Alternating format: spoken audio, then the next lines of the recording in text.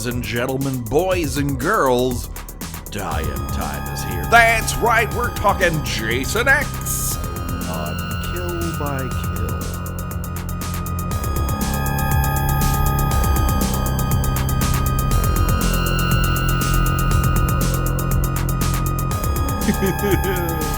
Greetings and salutations, Internet. It's your old pal, Patrick Hamilton, coming to you once again from outer space. This is the Kill by Kill podcast, where we are dedicated to celebrating the least discussed component of any horror film, the characters. We're going to unpack all the gory details of Jason X in the hopes that a horny spacefarer's untimely end is just the beginning of the jokes that we can make about them. And as always, there's only one person I trust to help me attach the nipples that always seem to fall off, the one and only Gina Radcliffe. How are you doing, Gina? Greetings from Earth 2, Patrick. the incredibly cleverly named Earth 2. Yes, the sequel that we all knew was coming. It doesn't seem to have gotten any better. Maybe Earth 2 is as big of a dud as it was when it aired on NBC all that long ago. Ooh, sick burn on a killed NBC show. Oh, blah, blah, blah. Whatever the air horn sound is. Sure. Take that, Earth 2 TV series. Now, Earth 2 does not seem to have a very, it's either hot or cold, or maybe the spaceship is hot and cold because everyone is wearing knits, but they're cut off at the belly. Yeah, it's, as we soon find out, it is 450 years into the future, yet we are still using present slang, and the women are still wearing cropped belly shirts. Man, I think I've made a mistake, Gina. Okay. I've praised this film's costuming in the past. No. And I would like to say I am not wrong. It is still better than the costuming in part 5. It is still better than the costuming in part 7. I'm not saying it's good. I'm just saying it's better. Yeah, we should introduce our guest, because speaking of part 5, I have something I have to say. A shocking admission. Oh, no. Alrighty. Well, that just lets us know, Gina, I don't want to alarm you, but we are not alone. That is right. Our special guest this week has written for such places as Nerdist.com and Birth Movies Death. Her podcast, The California Diarist, can be found wherever you shop for podcasts. It's the one and only Christy Admiraal. How are you doing, Christy? I'm doing great, guys. How are you? I'm so excited to talk about Jason X. I'm glad someone is. Yeah, I was going to say bless. So, Christy, what was your first introduction to the Friday the 13th franchise? So I didn't want to tell either of you off mic because I wanted you to be genuinely shocked by this. I had not seen a Friday the 13th movie until last year. It was the very first one. I went to a one-screen theater in Brooklyn for a midnight showing of the original Friday the 13th. This was the perfect setting for it. It was a very old print of it, so it looked very grimy, which is the right way to view that movie. And I fell a little bit in love with the franchise right then and there because it's the best kind of trash, and I really, really like it for that reason. Oh, I think we found our new hashtag, the right kind of trash. Yeah, our guests always bring fire. Yeah, that's pretty accurate. But what I wanted to say was, and Patrick, you and I have talked about this, we've been doing this for almost 2 years straight. Mm-hmm. And I think it's safe to say that I don't ever want to watch another Friday the 13th movie again after this. I am so fucking burned out on this series and this particular entry in the series. I stand corrected. Now, it has become known that Patrick really hates part 5. Mm-hmm. He doesn't hate it as much as I hate part 5. But this is actually, to me, worse than part 5.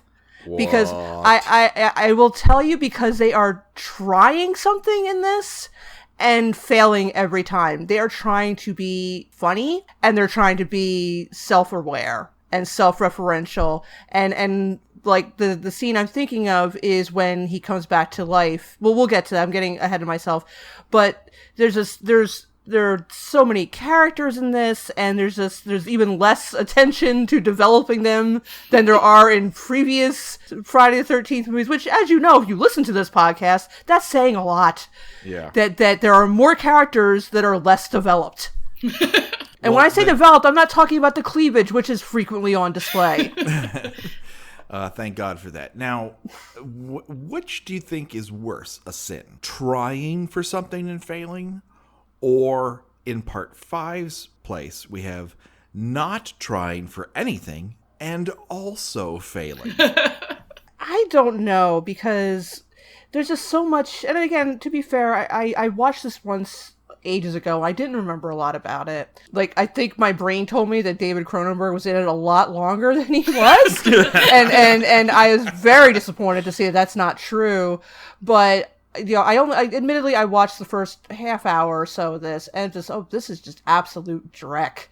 And they're a little more, it's hard to believe, but they're actually a little more shameless in what they're ripping off this time than Jason Goes to Hell. Mm-hmm. I mentioned this to you earlier, Patrick. I had a note that says it's like Aliens but super shitty. You're not wrong. Yeah. Oh, no. It's trying real hard to be Aliens, real hard. Yeah, it lacks a couple of things that Alien has in droves. One is a writer-director who cares intensely. The other is plot. The other is characters, design, money, time, care, love, actors. Possibly, I would even throw a script in there. A proper selection of food in the commissary. Because all the women in this are very thin. Yes, they've really, really worked out in preparation for this. They found the best actors that Canadian television had said pass on.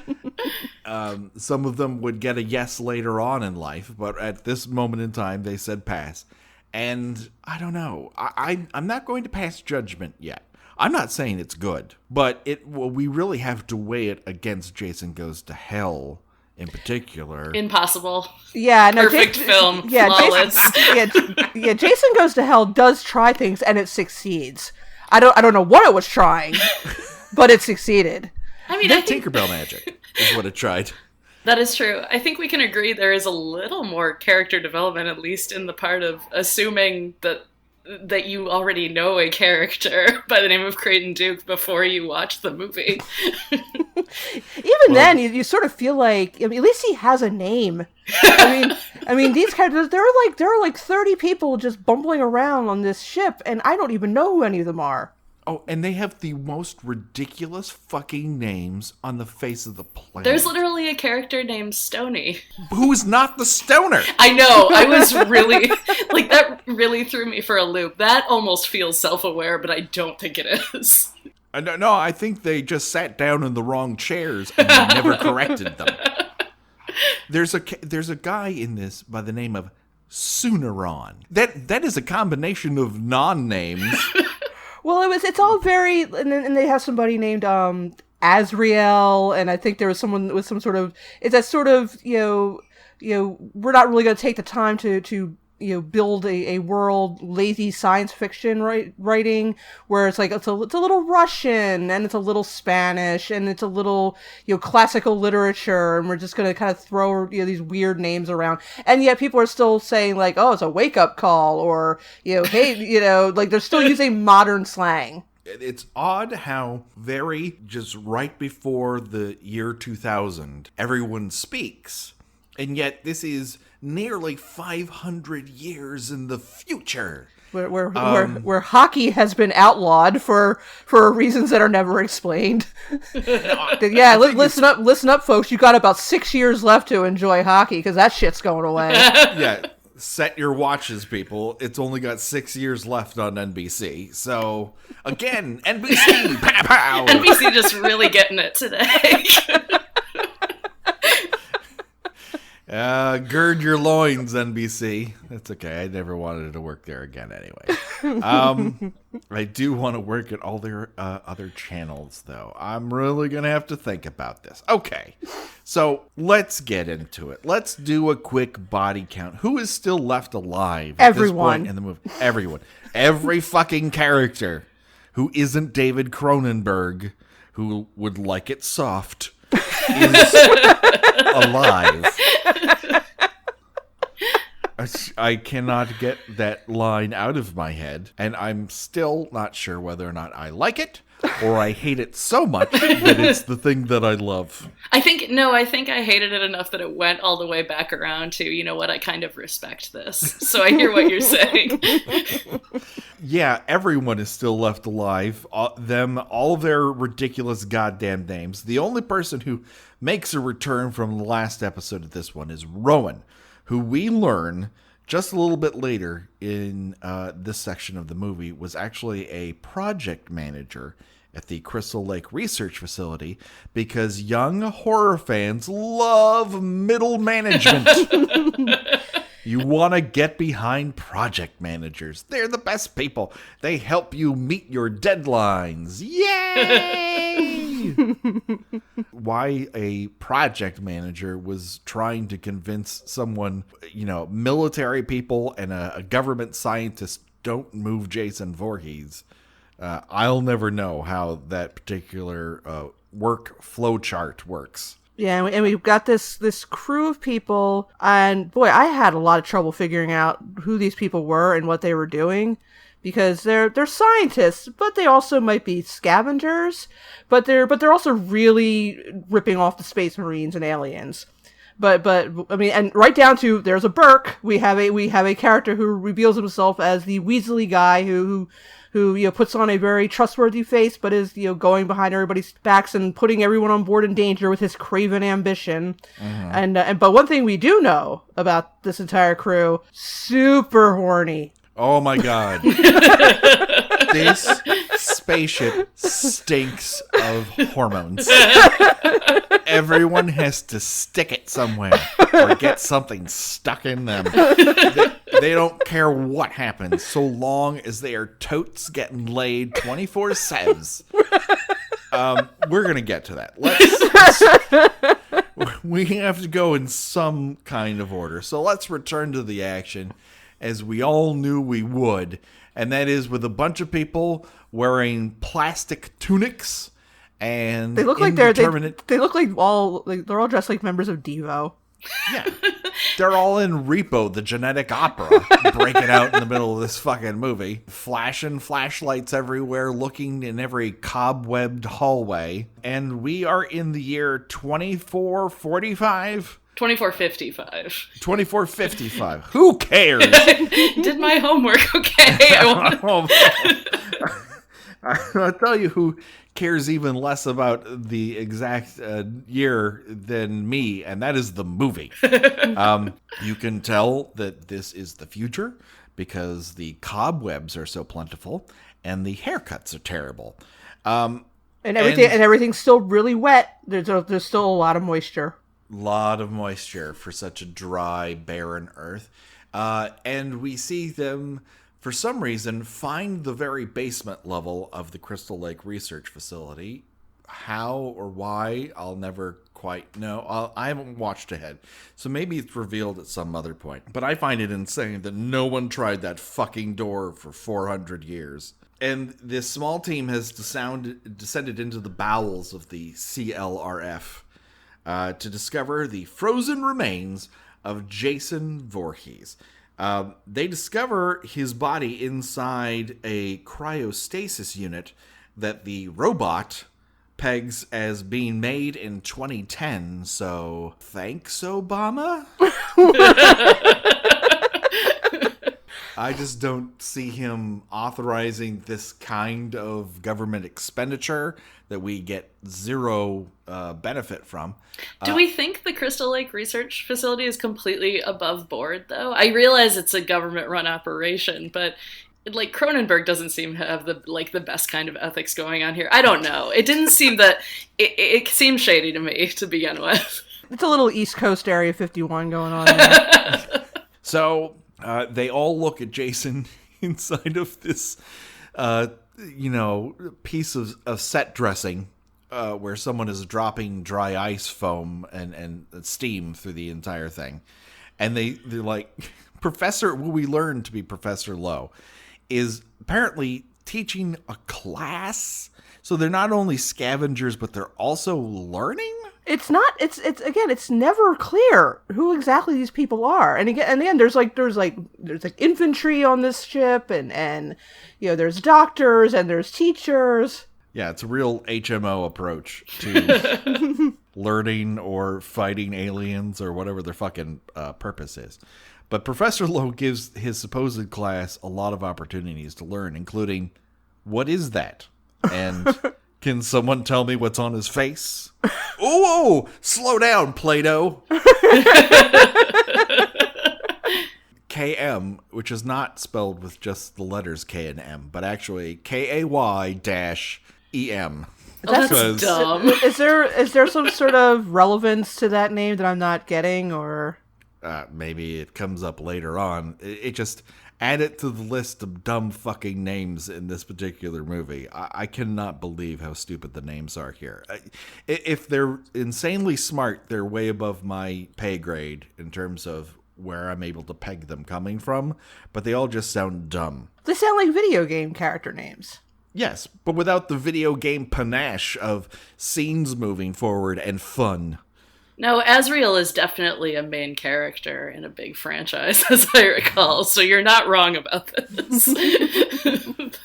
Lowe believes that Jason is, quote-unquote, museum quality, so museums suck in the future, apparently. That's also something that's strange. Apparently, 400 years in the future, we're just going to be, buying and selling dead bodies to put on display. Yeah, I mean, it's fun. First of all, and it's nice to make a profit on something that's a renewable resource. Well, I guess at that point, no one's really going to care if you have an original John Wayne Gacy painting. You really just actually need John Wayne Gacy's head in a jar to really impress your friends. It's like some fusion of Futurama and whatever future they're presenting here. I mean, everything that is, happening in this movie just, it does not make you look forward to a bright and better future. No. It's bleak. We're trading corpses of mass killers. We have really cool android technology, but the android is obsessed with having nipples. Because this person has nipples, why can't I? It's asking the really important questions. I see this is the future of artificial intelligence. That's like the fourth law of robotics, I'm pretty sure. Yeah. She just wants to feel attractive. It's every robot's struggle. Just imagine. Go again in comparing it to Aliens. Just imagine if there was a scene with Bishop like this. Just. He's just in the bathroom and what's his face? Hicks is in there and Hudson's in there, and Hudson's the type just gonna whip it out right in front of everybody. He doesn't care. And Burke and Bishop just gets very insecure. Why can't I have one of those? What does it mean that I don't have one of those? And this is a really deep moment of learning to embrace humanity. That your breasts aren't large enough. I don't even know what the take. I mean, this isn't Ex Machina we're talking here. Oh, but what if it were? Great. We would have to, first of all, if it were Ex Machina, that would mean that this film would get a shit ton more sexy. That's true. Real fast. I thought you were going to make a Jason Ex Machina before and after joke. I was really disappointed because I wanted to get there first, and I did. That's how fortunes flip on this show. Hooray! During this kerfluffle, we meet Admiraal. This is a teen stoner / white dread wearer. His physical comedy consists of getting a frozen coffee mug attached to his hand and having Jason machete off his fucking arm. Yeah, nobody's really concerned about this. They're like, it's suggested this is something that has happened to him before. No, it's like he's always getting his arm cut off. It's classic Admiraal right there. Oh my god. If I had a space dime for every time that happened. Also, fuck CGI blood. It is terrible. I might remind everyone that only a few years after this, Farscape would make its debut on the Sci-Fi Channel, and it was 1 billion and 1.5 billion times more convincing of every level of space alien and spaceship than this. This is wow. This makes the cheapest of the Canadian sci-fi TV shows look like fucking Godfather is going on here. We also meet the aforementioned Suneron, Tsuneron. That is a bunch of letters that do not go together. Someone should be banned for ever writing that down and then hitting enter and walking away from the keyboard like, named that character. Suneron discovers Rowan's body under a bunch of loose wall unit AC tubing, which somehow landed on top of her after everything in the room froze. Maybe there was an earthquake in town, or someone did some decorating and just locked the door behind them. I couldn't tell you. But we learned that her cellular regeneration is at 25%. She's got crystals and... It all sounds like it's supposed to mean something, but... Oh my god. There's so much stupid technobabble that flies out of people's pie holes for the next 20 goddamn minutes. I mean, not since the Apple has more people said nonsense, as if, oh, this is technical information that you need to know. Otherwise, you won't be able to follow the plot of this movie. You could have it on. You could leave the fucking room, and it wouldn't matter. Yeah, and all they end up doing is wrapping her in chainmail and then reheating her like a Stouffer's macaroni and cheese meal. So yeah, just fantastical physical humor on display here in this scene. They yank him out, and we learn that Luke, the pilot of their dropship, is lonely. Oh. Valuable info. Thank you for letting me know that this man wearing a plastic red cowboy hat is lonely. I never would have put that together with just using context clues. Yeah, and very excited about a very recently revived frozen corpse being available on his ship. She's single because she's been frozen for nigh half a millennia. We also learn during this space journey that all the spaceships in this movie have really wide butts. They're all very round at the end. Yeah, the art design in this movie, what little there is. Yeah, I was gonna say that's a really kind way to put it. It's puzzling at best. They're going for something, and what they're going for is if you sit this down on a table, it'll stay there because it's got a nice wide base. That's about all I can figure out. That makes it sound like it was modeled after a dildo. But you know what? That would be appropriate because this at least this sequence is just steeped in really repugnant sexuality. Repugnant sexuality may be the theme of this movie up to this point. It is just everyone is super, super ready to go to the bone zone with anyone and anything at any time. And I know that was kind of a theme in Alien, although they don't say it out loud. It wasn't comes really. Up in there was only. I don't get that impression. I think. Definitely. Vasquez and the one dude were getting it on. I'm talking about Alien, the 79 film. Oh yeah, no, I think this is a lot more like the second one, in style and with the whole Space Marines thing. But yeah, sure. There's sexual tension, but these people are pretty much just humping out in the open. I think Alien Covenant, if we're counting that as canonical, has a lot more of the similar kind of horniness that we see here. Yeah, but they're already married. It's different though because they're like married couples, and I think that the idea is they're supposed to, the idea is they're going to go to this planet and procreate. I mean, that was the impression that I got. No, spoiler alert for Alien Covenant. I guess there is a completely out of nowhere shower sex scene between two characters who have never spoken. That's true. You're right. And after the horror of losing most of their crew and their and also their friends, well, time to fuck. That is the only way to mourn.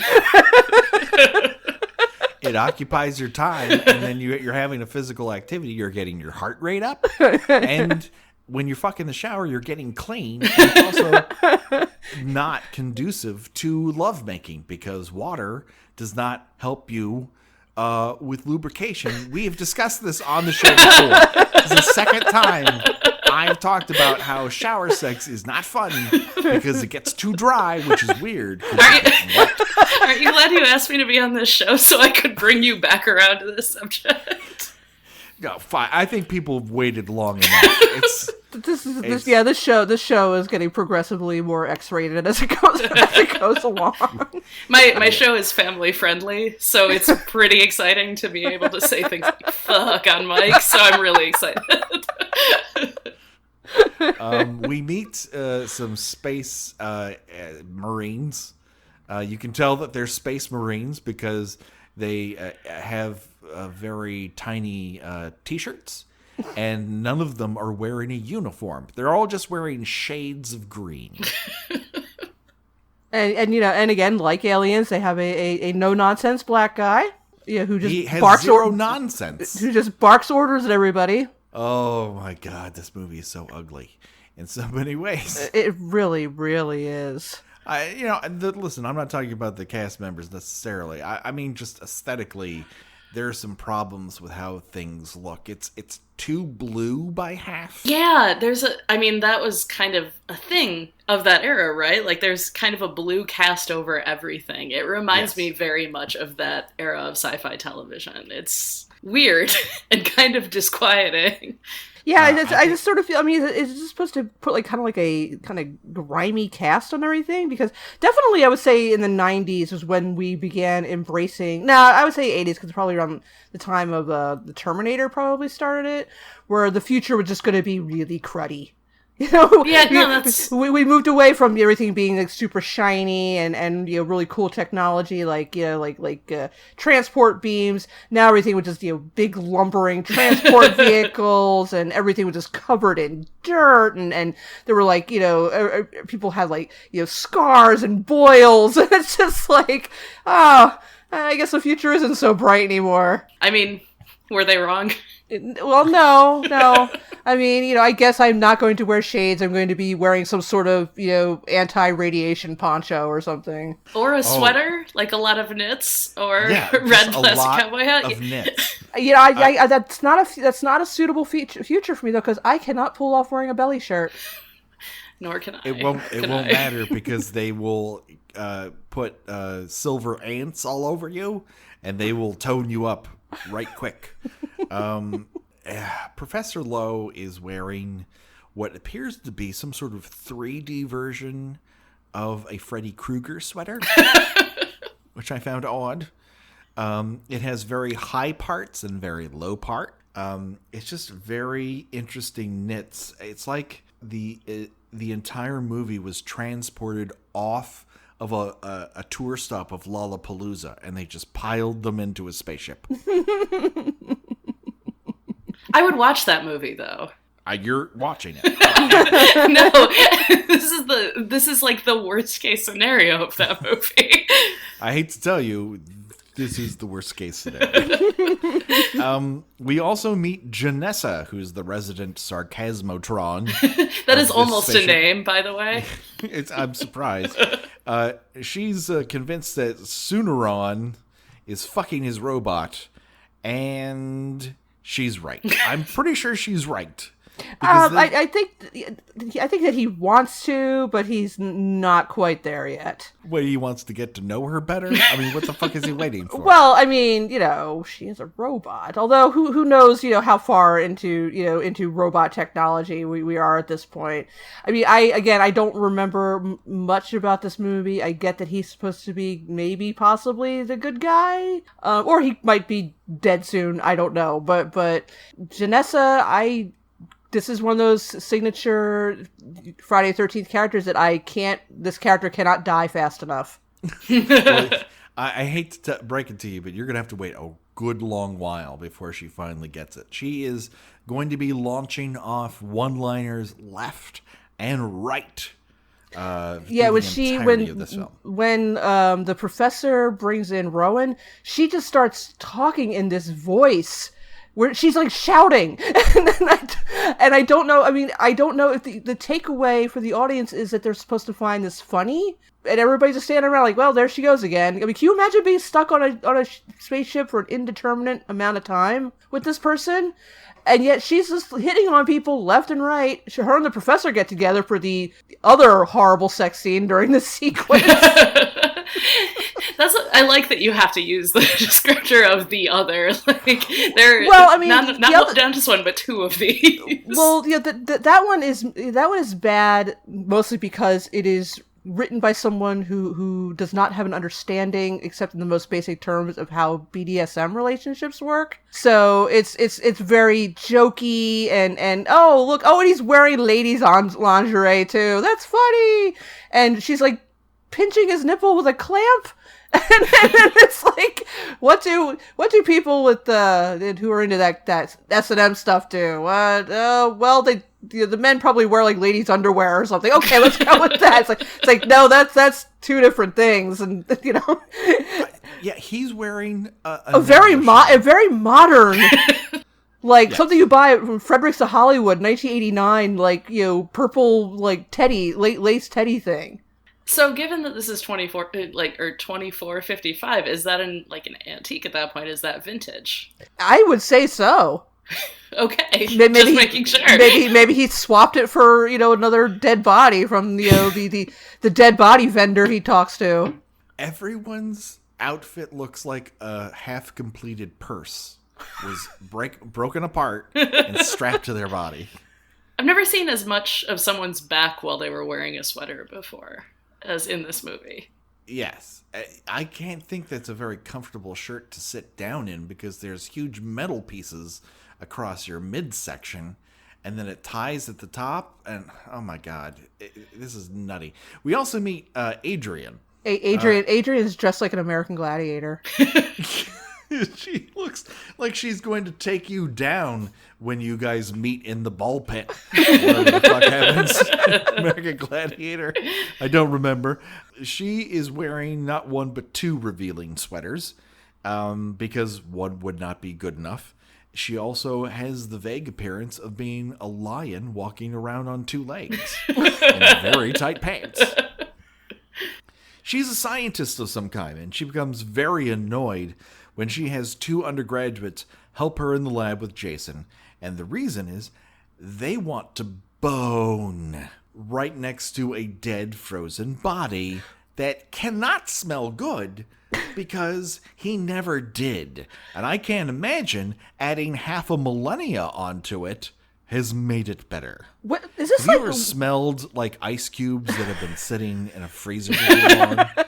Is this maybe the third or fourth time when there have been people who are pretty okay with having sex next to a dead body in this series? It can't only be the third or fourth time. It seems like that happens a lot. Well, certainly in part 4, the coroner there was really, really into having sex in a dead body. To the point where that seems to have been a thing for him. Yeah, I mean, the way these two are carrying on, this is like erotic to them that they found this hulking shell of a humanoid just, frozen like a fish stick for 400 years. And they're like, oh yeah, baby. And it's just, and then, she sends them away, and then so she's trying to defrost him. And so, what does this mean? This means Jason is oozing again. Fluids everywhere. I really, really wish that the next series we cover could involve mummies, because I need something. I need something a little drier, because I am tired of seeing Jason's corpse just running with brown and black fluids and just dripping. Everything's dripping. There's something constantly running, and it's just and I'm watching it with headphones, and it's just like,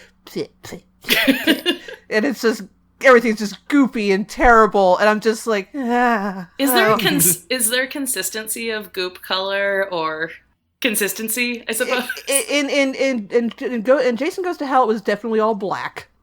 Mm-hmm. Yes, I recall that.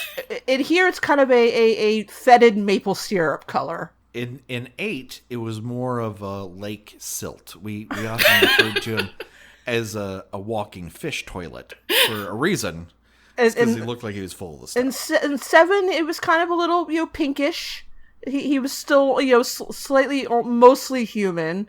So what you're telling me, this is just there's a wide variety of colors that Jason oozes, and you get to be subject to them all. Yeah. He's a Benetton of oozes. Yeah. But it's just continuous. He's like a sentient running sore. And I've had enough. I've had enough. I need a break from these movies. I need something dry. I don't know that that's going to happen anytime soon, but we're near the end. Like, we only have 2 more after this, and one of them we're not going to see for 2 years. So, like, we're in the home stretch here, Gina. Hold strong, Tiny Dancer. During this I don't know. They're trying to wake this frozen icicle person up. And they keep saying stuff like decrystallization and glycinol levels and membranes. Like, are you talking about when they're bringing Rowan back, or are they trying to bring Jason back? 'Cause she like dead ass plucks his eyeball out, which is definitely not something you do to someone you're trying to bring back to life. No, she's just supposed to be dissecting him. Okay. Yeah. So we're talking about science. Rowan then. Okay. Yeah. She's just plucking things out and checking out how things go. He's just out there like the ice cream you're trying to soften up before you get a big scoop out of it. But the other group were all trying to revive Rowan and reattach Azrael's arm again. Azrael. This is when we learn that one guy is named Waylander. Sure. Because names mean nothing in the future. And then we see that Sooneron is wearing a tunic made out of the carpet that you find at a Panera Bread. That's such a beautifully specific description. Yeah, that's it. He's wearing a mustard fucking t-shirt underneath this because this movie hates my eyeballs. At one point, Waylander's very excited to cut off Rowan's underwear, and he's head off the pass by Janissa. Oh, Janissa. Why can't people just be named Frank? Where are the Tinas in this fucker? And she's trying to flirt with the professor in a really obvious, but specifically with him in a really obvious way. Like, I live to serve, and it's my pleasure, Professor. And it's like, I'm just sitting here like that emoji is just like the 3 straight lines for his eyes and his mouth. That's just me watching this movie.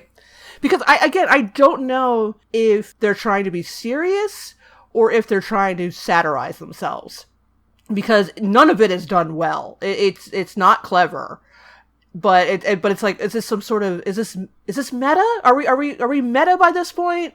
This is post Scream, so there's definitely some meta being injected into this, because as always, after a certain point, Friday the 13th became reactive to whatever else was doing well in the marketplace. So now post-Scream, they're like, well, now we have to be funny on purpose. We just can't be terrible and people laugh at it.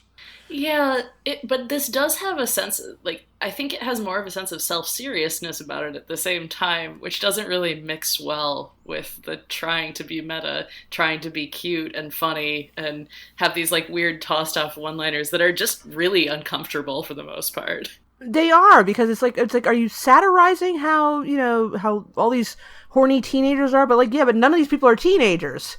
Right. And it's like, and it's just, it gets very, again, it's not, if you have to do, the best thing about, the important thing about satire or parody is you have to be subtle. And this isn't subtle at all. Not even a little. Not even the slightest.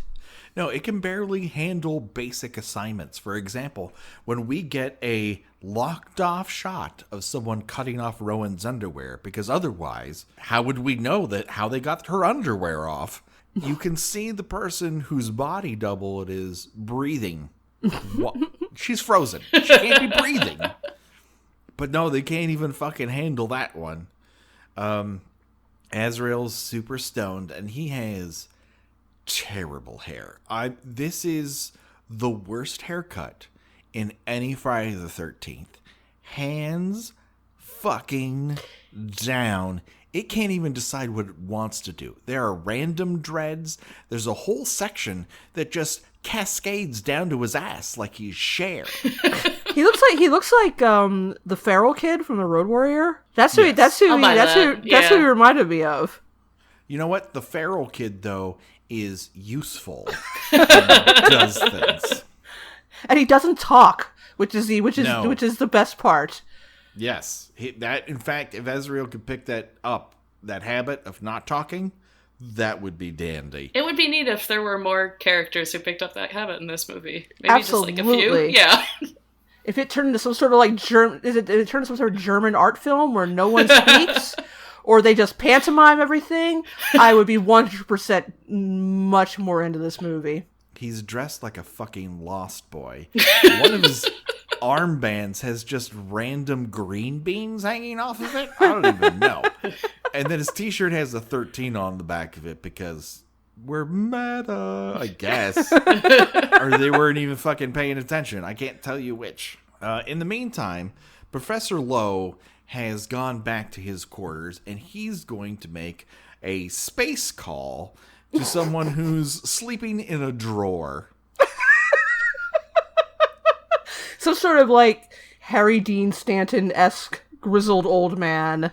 Yes. Wasn't there a Seinfeld episode where Japanese businessmen were sleeping in someone's chest of drawers? It was Kramer's, yeah. He rented it out as basically like a 4-person sublet. Oh, God. This movie's going to drive me insane. It already has. I would argue. Yeah. I don't even remember what this dude's name is. I don't remember if he's even seen again. It's just setting up as it's setting the professor up as the Burke character, or Ash, so the character that's going to sell everybody out because not because we should study it, but we can make money off of it. Right, and this is his financial backer, I guess. This guy, the man who will help him with the transaction of a very old human body. Yes. Because they made space calls and aliens, apparently we need to make space calls here. But the weirdest part about this for me is, he tries to sell Rowan off like, people will pay, line up around the space block to see this person who's almost 500 years old. And he's like, not really. Who cares? And he's like, well, there's this other body, something Jason. And he's like, Jason Voorhees? Hold the fucking phone. You mean tell me that other characters in other movies are all like, Jason Voorhees, that's a legend. But 455 years in the fucking future, they're like, oh yeah, everyone knows Jason Voorhees. He killed over 200 people. Like they learned it in a textbook. A space textbook. We're just going to be prefacing everything with the word space going forward for the rest of this, aren't we? Oh, this is going to be the new, you don't have to tell me that they're not teenagers anymore, Patrick. If you're like, yeah, we get the space joke, dude. All right. We're going to blow it out all here, and hopefully I won't bring it up again. But nope. I just... It's still funny. But yeah, there's no legend tells BS. Like, everyone fucking knows who Jason Voorhees is. Just want to like, we went down to Earth and we found a guy named Jason. Jason Voorhees? As if the legend of Jason oh, fuck. I fucked that up. God damn it. What is the singer's name? Jason Derulo? Derulo. God damn it. All right, hold on. Fuck it. The fuck up's better than the joke. Showing them how the sausage is made. Once again. Right. Meanwhile, Lion Lady of Two Sweaters is yanking out junk out of Jason Voorhees' left and right and just holding it up to her face. It's like, wow. And kind of not looking at it. She pulls up what is part of an eyeball? I can't really tell. It's a mound of jelly on the end of some tiny forceps. And she's kind of looking at it, but also kind of looking at the director who's just out of Iowa, waiting for him to call cut. She's kind of into it and kind of not. Would like to hit the craft services table, just anything other than being on set for this section of the film. Have you, are either of you very familiar with the X-Files? Yeah.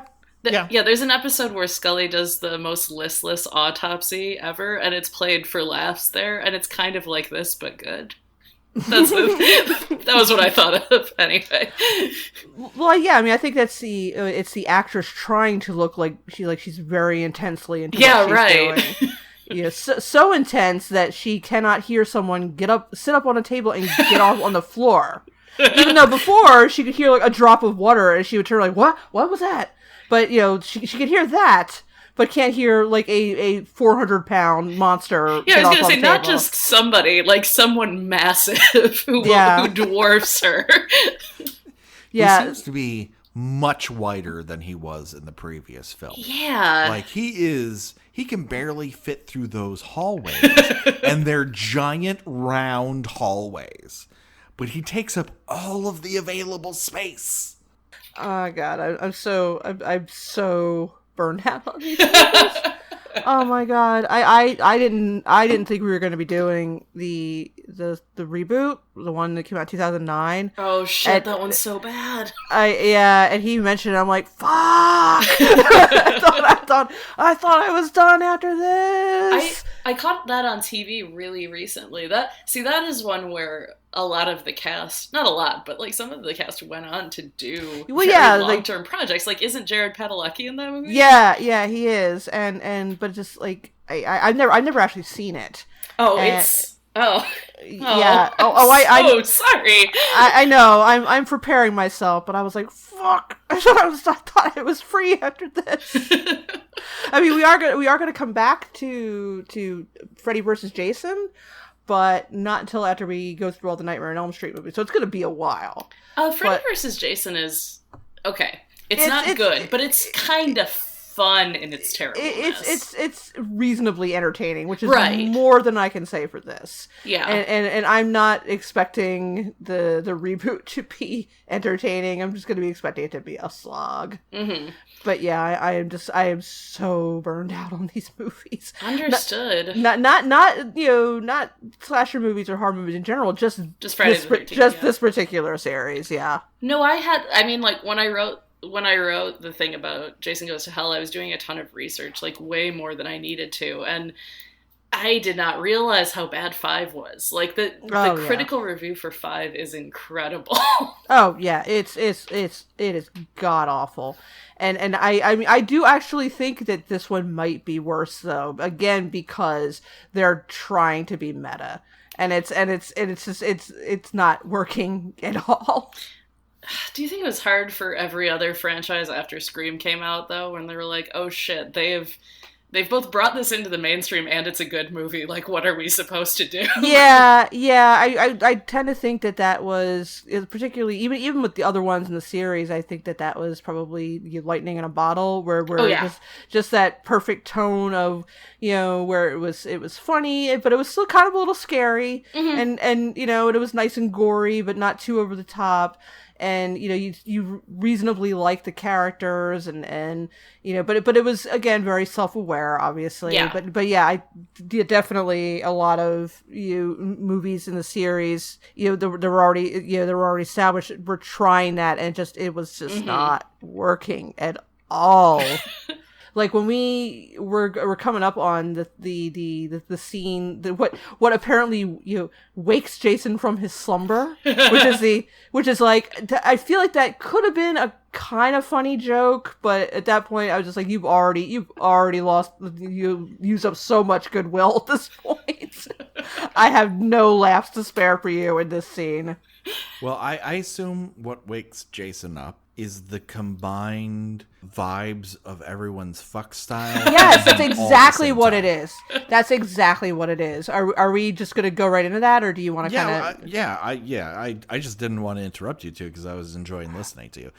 I think what wakes him up is the combined force of several members of this student scavenger knit model team, all going to bone zone on each other, and he's like, he likes his nipple clamped, and he's very bad at oral sex.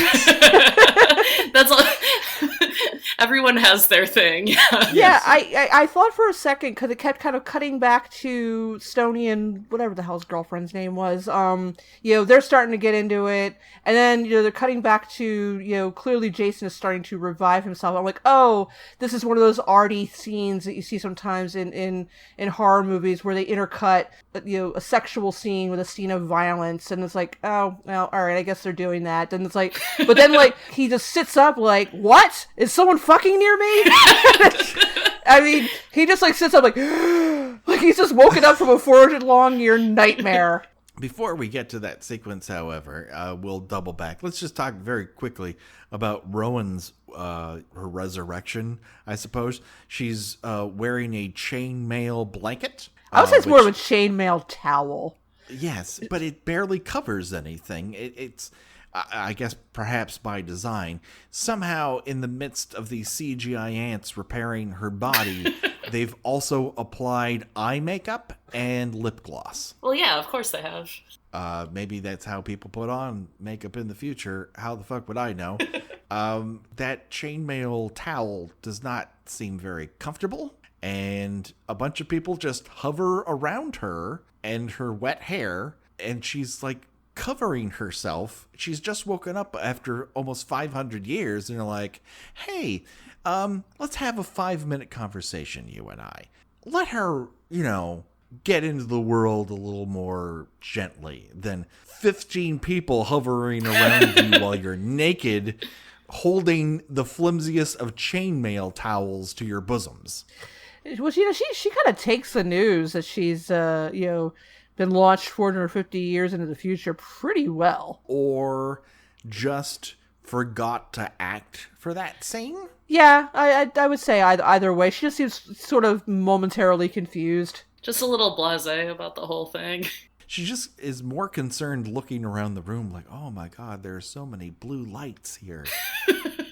And everyone's looking at her like she is drooling the entire time. Yeah, it's just, if they were going for us having empathy for her, mission not accomplished. And if they were going for, it's certainly not comedic. I mean, the scene had to happen. Someone has to tell her that she's been asleep for 500 years, but it also doesn't have to be as that. Yeah, it's very like, oh, well, I guess, she has to find out some way. Oh, shit, let me write this down in the back of this bank deposit envelope.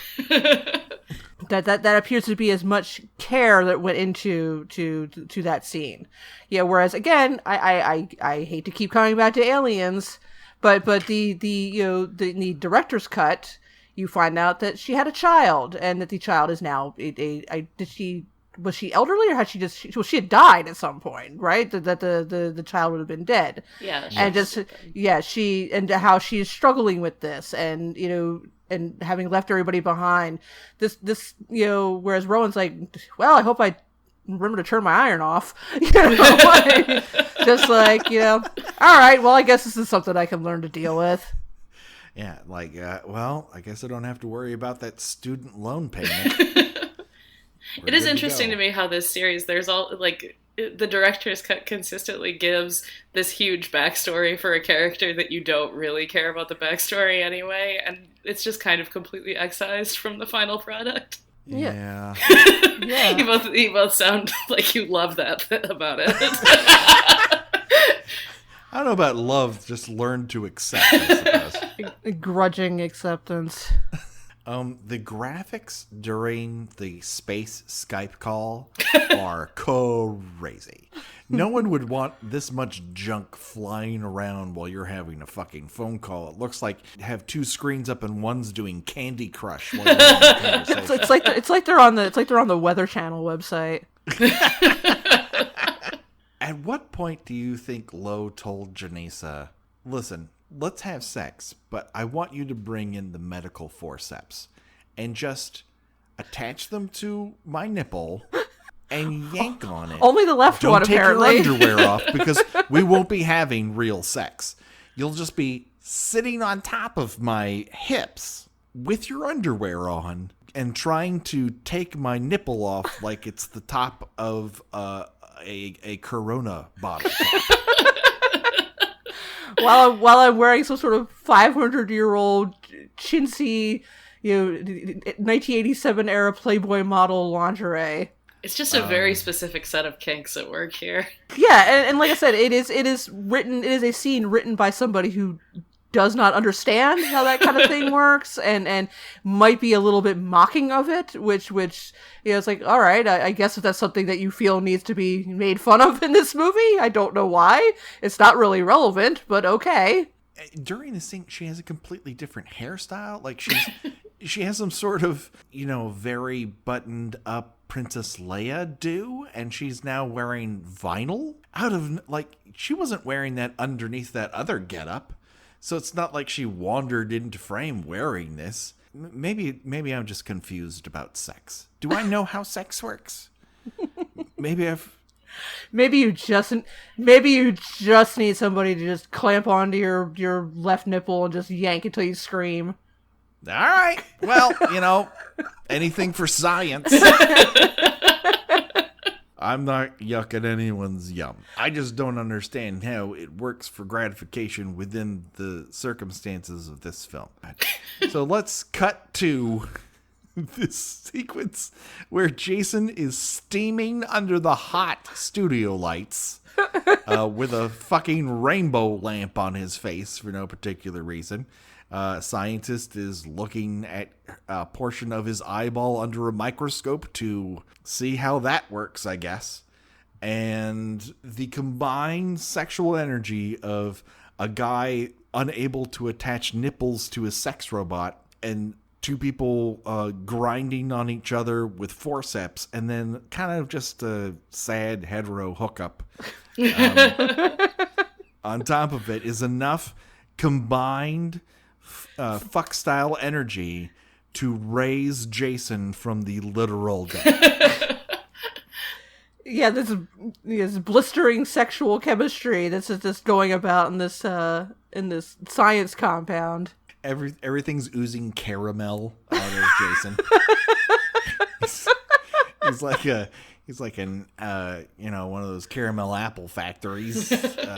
He's like a rotisserie chicken that someone just covered in soy sauce. There's just so much just withered flesh.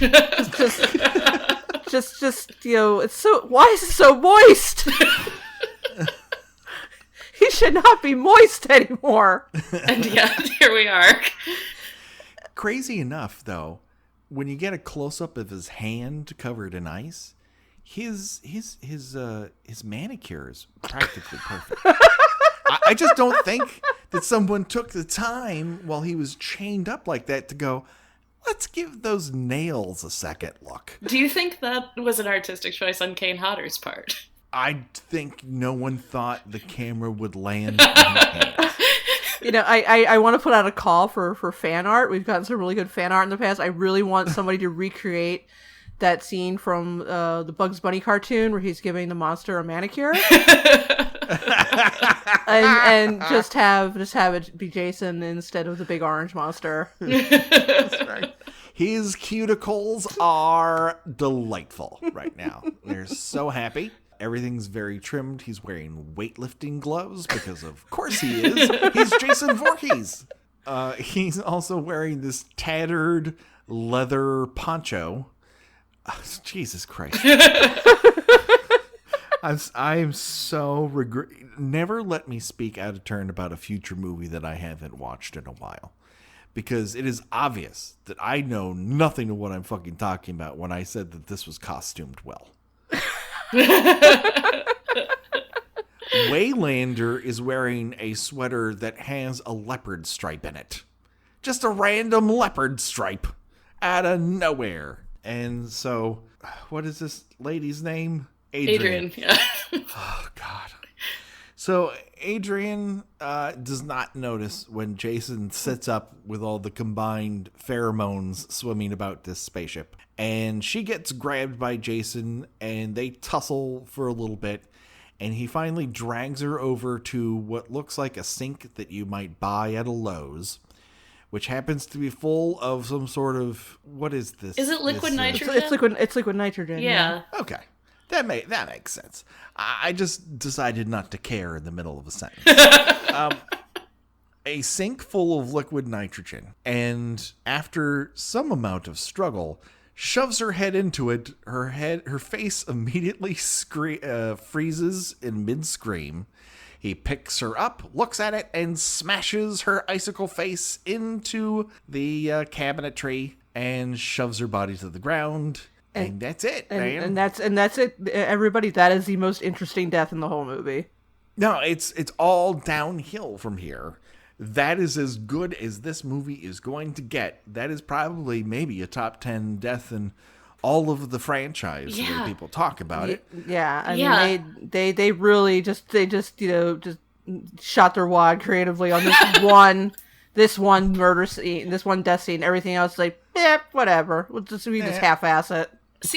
I was just really disappointed after this because in a different movie or in a version of this movie that had cut 15, 20 minutes of everything that happened before it, I would have loved this. Like, this is really good. For that 30 seconds, this is delightful. Yeah, you watch it and you think, oh, okay, this makes it worthwhile, and then it's like, well, back to the bullshit again. When you're not worried constantly about why there are all these brass fixtures in this science lab that's bathed in blue steel, it's fine. It's delightful. It's great. It's inventive. Like, they had never done anything like this specific sort of face violence before. So, congrats to it. It's successfully achieved. I think it's, I don't know, how much praise do I have to heap upon this one death scene? No more than you already have, I think. Bought and sold. And so, because we did like 15 fucking death scenes in the previous episode, we're just gonna fucking stop here. Because if we went to the next death, we'd be talking for another hour and a half. So much happens in between. So what we're going to do is generally at this moment in time, we would choose your own death venture, but we've only had one death. So why not a fate worse than death? If you guys had to choose one death or fate worse than death from the section of the movie that we've seen, which one would you choose and why? Would you rather have your face shoved into... What is the name of this chemical mixture again? Liquid nitrogen. Fuck, I'm never gonna remember this. Liquid nitrogen. Mm-hmm. Would you rather have your face shoved into liquid nitrogen and then smashed into a countertop that someone bought from Home Depot? Or would you like to wander around with Admiraal's hair? I'm telling you, you would not be able to take it off. I'm not talking about the rest of this movie. I'm talking about Admiraal's hair for the rest of your life. When someone tries to cut it off, their scissors break. When someone approaches you with clippers, it electrocutes not only the person holding the clippers, but everyone around them. Your hair is permanent. From this moment on, it can never be styled. It can never change. You're stuck with Admiraal's terrible white boy dread look for the rest of your human existence. And I turn to you, Christy, as our guest first for your answer. Liquid nitrogen face. No question. Correct. Yes. Correct answer. Nailed it in one. I've had a bad haircut before, and I've been around liquid nitrogen before, and I know which one I prefer. At one point in high school, I had a haircut that I chose because it looked really good with the Domino's painter hat that I got at a parade. Sure. We've all been there. I chose a specific hairstyle that looked good under a hat. A free hat. A free hat I got at a parade. Wait, was it like tossed to you from like a yes, float? It was tossed. Not handed, not like, oh, you're the king of the parade now, Mr. Hamilton. Here's your Domino's painter's hat. No, this was tossed willy-nilly, and I happened to be in the right, I didn't go for the Jolly Rancher. I went for this hat. You were the line of the hat cannon. Yes. The fates allowed it, and I said, oh, I'm interested in girls being interested in me. Why don't I find a way to repel them with this hat? And it works. It worked like gangbusters. Oh, God. All right, Gina, what say you? Hold on a second. I was thinking I could get like one of those kind of jaunty, hats that people stuff their dreadlocks under. Hats catch on fire when they touch Admiraal hair, Gina. Man. You didn't give that caveat before. Listen, you have to wear the hair. The hair is what you are doomed to.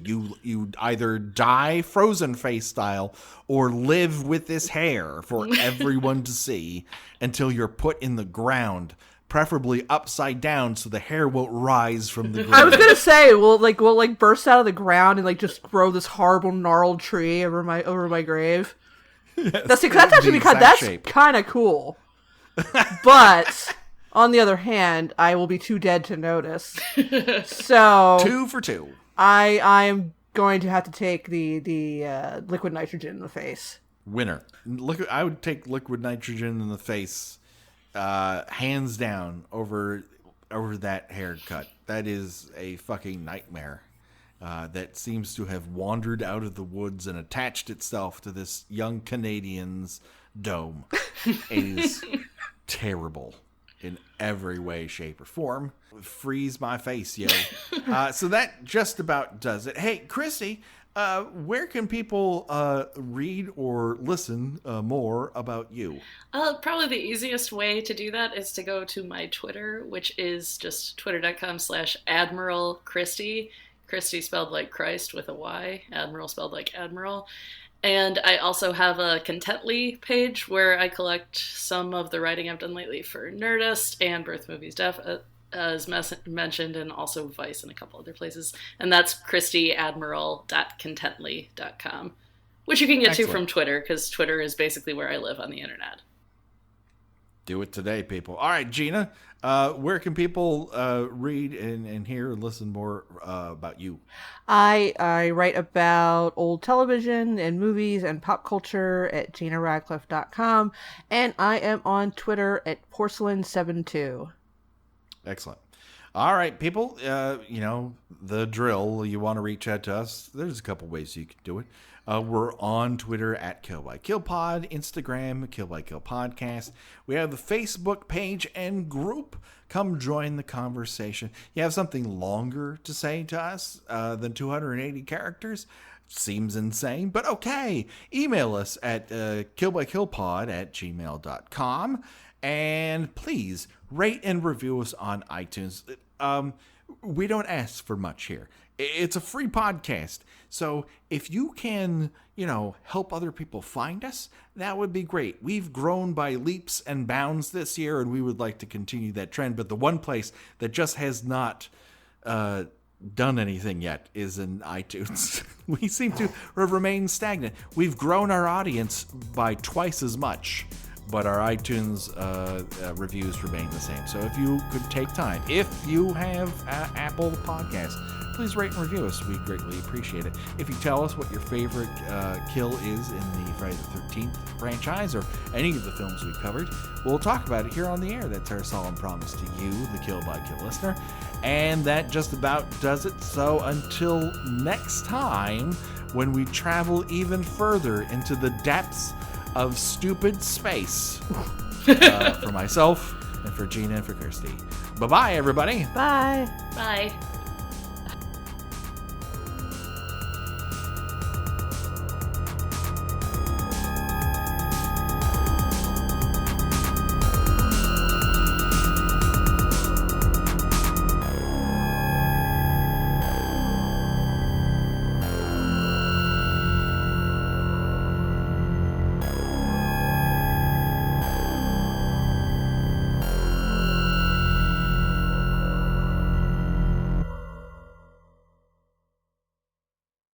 Kill by Kill is produced by We Write Good and is intended for entertainment purposes only. Friday the 13th is owned by Paramount Pictures. Jason is owned by New Line Cinema. No infringement is intended. Kill by Kill logo was designed by Josh Hollis. Visit him at joshhollis.com. The Kill by Kill theme was created exclusively for us by Revenge Body. Get the whole track and much, much more at revengebodymemphis.bandcamp.com today.